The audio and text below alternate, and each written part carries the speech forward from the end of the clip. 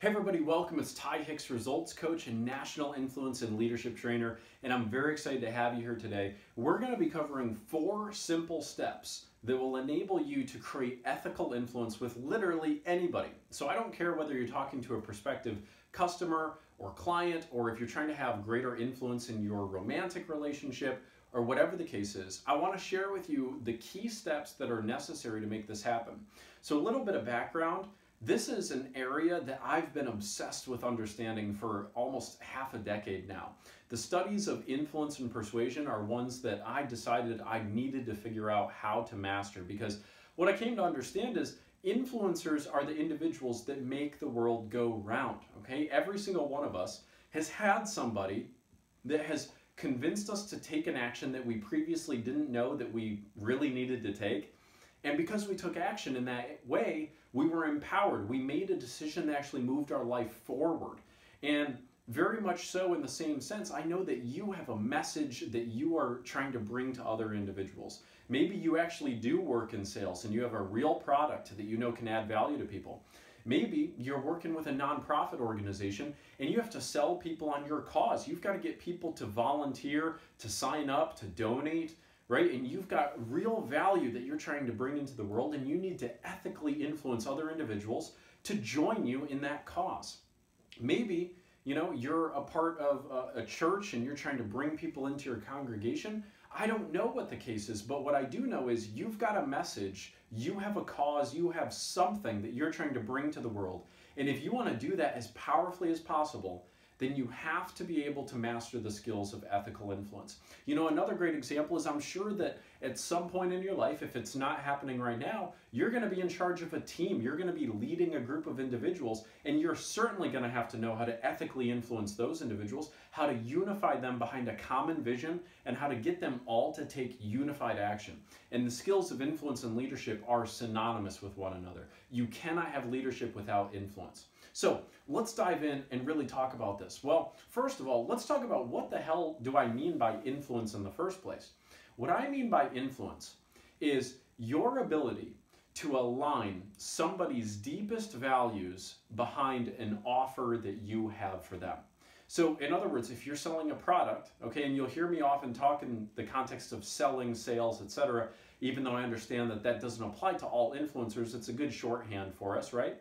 And even if you are not selling a product, or if you are, you have to make sure that you are convincing somebody to purchase that product, but you only are going to do that when you know that the product is tangibly going to empower that individual, when it will help them improve their life. Even if they can't yet see that, it's your job as an ethical influencer to help them understand that their deepest values are aligned with your offer or opportunity. Many people have confusion or objections or concerns that need to be addressed, obviously, and that's the role of the influencer. The role of the influencer is to demonstrate profoundly and through clear articulation that their deepest values do in fact align with your offer. And that's what we mean by ethical influence. We are not twisting people's arms into doing things that they shouldn't be doing. We're not convincing people to spend money they don't have. We're not disempowering people by getting them to take action in ways that are going to be harmful to them, okay? That's not what we're doing. What we're helping people do is get out of their own way and be able to take the action necessary that's going to tangibly help them improve their lives, okay? That's what we're going for here, and that's what I mean by influencing with integrity. So how do we do it? Well, as you've heard me say, we're only going to be influencing with integrity if we are standing behind a product that we believe in. Whether that's an actual product or it's an organization, it's ourselves, selling ourselves, in a job interview, right? Whatever the case is. But what I'm going to refer to as the product, okay, is whatever you are bringing to market, whatever you are bringing to somebody else, whatever you are trying to sell, okay, quote unquote. So the point here is that you need to, first of all, be standing behind a product that you absolutely believe in, that you feel compelled to bring to the world, that you are essentially unwilling to let other people pass on because you believe so fervently in what it's going to provide for other people. That's the real influencer. That is the individual that is doing the really good work in this world, right? Because they're the ones that are bringing really empowering opportunities to other individuals and helping them give themselves the courage to take action on those opportunities.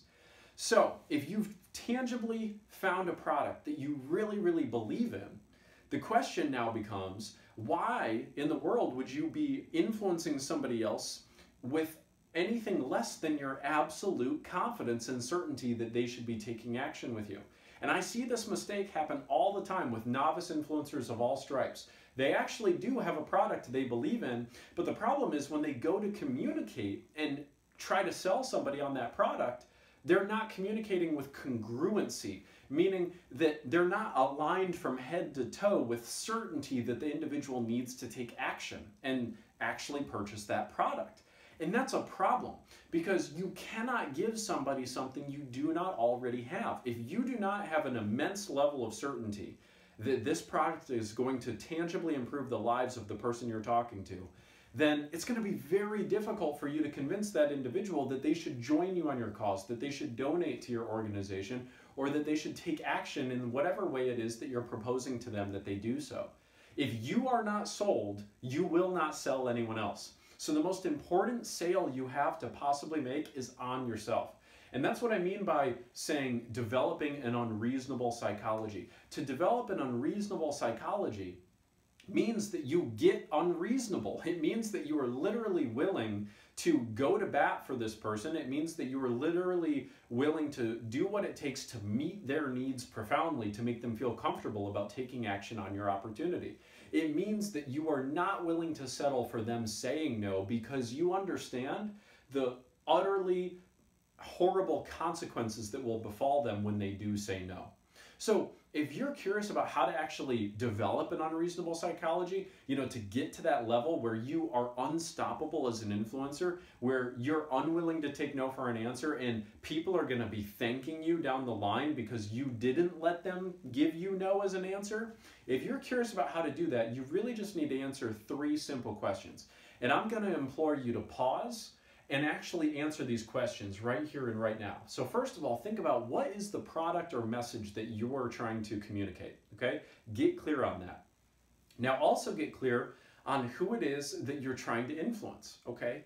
Now the first of the questions that you need to answer, and you need to write this out, is why is it an absolute must for you to ethically influence that person to take action with you in this way?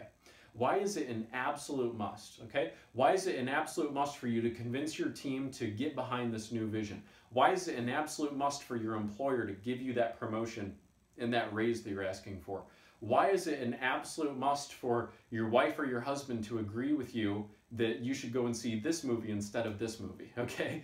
Why is it a real must? Regardless of what your circumstances is, there is a reason why it's a must. So you need to get clear on that. Go ahead and pause and write that out right now. Now, if you've done that, you should actually be feeling pretty damn excited about bringing this message to somebody else, because you know what's at stake, or at least you're starting to see. Now, the second important question for you to answer, and go ahead and do this, is what are all the bad things that will happen if they do not take action? What are all the bad things that will happen if they do not take action? Now, what you need to be present to when you're answering this question is not just what will happen in the immediate term. For instance, it might be tempting to just write, well, they'll miss out on a good opportunity. Okay, well, that's not powerful. That's not something that's going to compel you to actually convince the person to take action. Instead, what you need to be thinking about is, okay, if they don't take action with this opportunity, then what happens? What happens as a result of them not taking action on the opportunity? What will be the consequences stacked up over months and years and decades of them having not taken action on this opportunity? And what you should really start to get a sense of, especially if you're standing behind a product you really believe in, is that the consequences are huge. The consequences are going to be massive if they don't take action with you. If they don't sign up for, that program and get the skills that they need to get, then they're going to walk through their entire life without those skills. And what all are they going to miss out on because they didn't have them, right? All of a sudden you start to get really acquainted with the big picture consequences of what happens if they don't take action. So go ahead and pause and use your pen and paper and write that out right now. What are all the bad things that are going to happen if they don't take action? Okay, now assuming you've gotten that done, the third and final big question that you've got to answer is, what are all the good things that are going to happen as soon as they do take action with you? Okay, and that's going to, again, give you a lot of emotional juice to keep going when you are sensing a lot of resistance from your prospect, okay? Now, the other thing that you need to think about, again, is the cumulative consequences. So what are all the good things that are going to happen immediately, but then what are all the good things that will happen over a lifetime because they took action with you? And you really need to get clear on this. If you don't have at least a page or a page and a half of written answers to this, then you should not continue in this video. You've got to take these exercises seriously, because if you want to become a more powerful influencer, I'm telling you what you've got to do, but you can't just kind of think about this. You can't just say, yeah, okay, think about why it would be beneficial, think about the consequences. That's not what's going to give you power as a communicator. I'm telling you, you've got to pause, you need to write, and you need to get fully associated to what these consequences are, or else you are not going to be as powerful of a communicator. So please, please, pause and do it right now. Okay, now, by now, you should have a real unreasonable psychology. You should be totally present to why it is a must to get that person to take action, and why you are unwilling to settle for them to not take action. And the reason why that's powerful, by the way, is when your certainty level is this high, even if their certainty level is not so high, it will raise itself to meet your level of certainty. So it doesn't really take two people to be massively certain. It really just takes one person to be massively certain, because that will get the other person to feel convinced. Now, the second thing that you need to do, okay, you've gotten yourself now primed, right? You're in an emotional state to serve others. You are not willing to take no for an answer because you're associated to the consequences. You've really developed that unreasonable psychology. Now, step two is going to be creating the ultimate frame for your offer. Now, one of the big mistakes that people make is they try to sell or pitch their product or their opportunity or their organization before they have actually increased the prospect's level of interest. And that's a problem, because if you are trying to pitch to uninterested ears, they're just going to, not hear what you have to say. The message is just going to go in one ear and out the other, if it even makes it that far. So that's a big problem for you. So instead, what you've got to be able to do is figure out a way to get these individuals leaning in to you before you even deliver the pitch. So that way you know that when you do deliver the pitch, it is going to resonate with them. They're really going to hear it, and it's going to mean something to them. That's what's important. So before you deliver the pitch of what your product is, what you probably need to do is you need to get them associated with the painful consequences of what happens if they don't take action. You need to potentially stir them up, get them feeling like there is a kind of pain that they're in right now, that they have a problem that you're eventually going to be able to resolve, okay? An undisturbed prospect is very unlikely to take action or buy, because if somebody feels like everything's okay, they're not going to be sufficiently motivated. People have to feel like there's a real problem in their life that needs to be solved in order for you to be able to ethically influence them to take an empowering step forward and make a decision with you to address that problem. So point out what the problem is, understand what their pain points are, and you need to kind of stick the knife in just a little bit to stir them up just enough so they'll be compelled to take action, so that that pain can actually be healed in the long run. That's the really a beautiful thing that you're going to be able to provide for them as an influencer. You're a healer of pain ultimately. But get them massively interested. And there's a million creative ways for you to do this. This is a whole segment that we dive in on for at least an hour in my master's course of influence. But you've got to figure out your own unique way to get them leaning in to what you have to say before you go heavy into the pitch. Okay, now number 3, overcome objections and deepen rapport. Now, I just recently sent you a video on overcoming objections, so I'm not going to rehash the entire thing, but here's what I will tell you, and I'll remind you of. You are never, ever, ever going to be able to create tangible influence with somebody else unless you have absolutely made them feel completely understood. If they do not feel that you really understand where they're coming from, you don't necessarily have to agree, but if they don't feel that you absolutely understand how they feel and how they're looking at things, you'll never be able to direct them to head into a different direction. It's just not going to happen. They won't even trust your guidance. They won't trust your advice. They won't trust what you have to say because they first of all have to feel heard. So you've got to make sure that that's recognized. I'll give you one little tip that you can use when an objection is raised and when you feel like you need to deepen rapport with somebody else, okay? Because it's absolutely critical. If somebody brings up an objection, what you might want to use is what's called an agreement frame. So you could say something like, I appreciate that and, or I agree and, or I can see where you're coming from and what you're doing here is you are acknowledging their objection, you're acknowledging their thought, you're acknowledging their concern, making sure that they know you heard it, and then you have the opportunity to introduce a new possibility to them. So you could say, I can appreciate where you're coming from, and that's why I'm so glad that we have a warranty on this product that protects you against those types of instances occurring. So that gives you the opportunity to bring in new resources, new ideas, and new perspectives, but that's only valuable once you've actually demonstrated to them that you understand where they're coming from, okay? And remember, the basic premise here of what you're going for is you want to align with them, and then you want to redirect the conversation to a place that is going to ultimately result in the close, okay? But a place that meets their need profoundly. You don't want to just skim over what their concerns or objections are. You've got to meet their needs profoundly. You've got to demonstrate to them that you really understand and that you care about making sure that their needs are met. Okay, that's what we mean by influencing with integrity. Now, finally, you've got to create closure and commitment. So you've got to close. You've got to ask for the order.